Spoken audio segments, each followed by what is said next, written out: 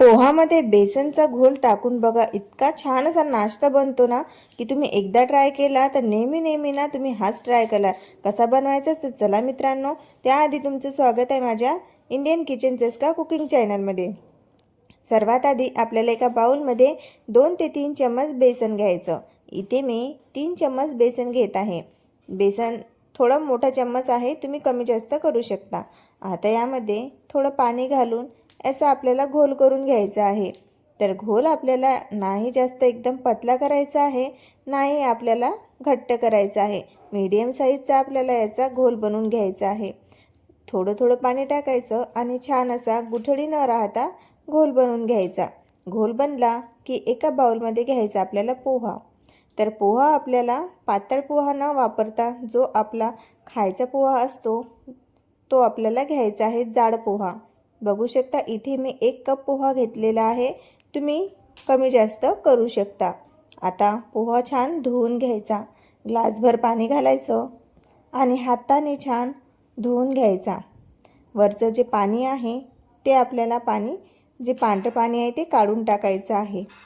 तर चला हे काढून टाकूया. आता याला 2 मिनिट असंच आपल्याला भिजत ठेवायचं आहे. पाणी असल्यामुळे लगेच हे भिजून निघतं. आता आपण जो घोल बनवलेला आहे तो घोल आपल्याला यामध्ये टाकून घ्यायचा.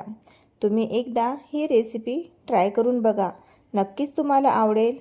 तुम्हालाच काय, सर्वांना आवडेल.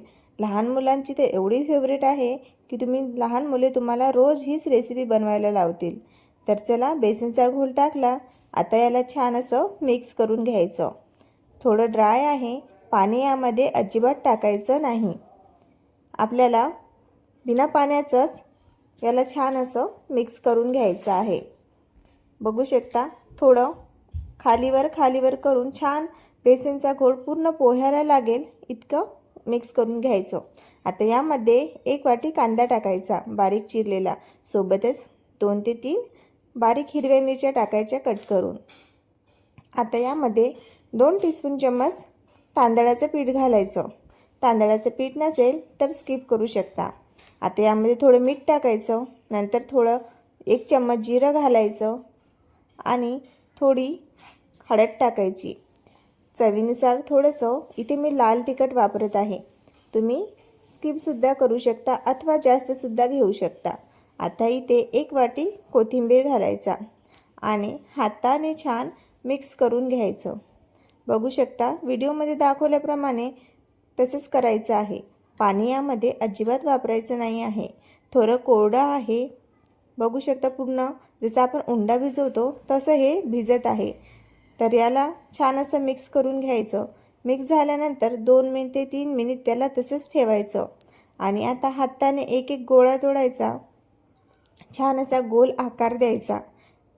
आकार तुम्ही कोणत्याही प्रकारचा देऊ शकता. इथे मी गोल प्रकारचा आकार देत आहे.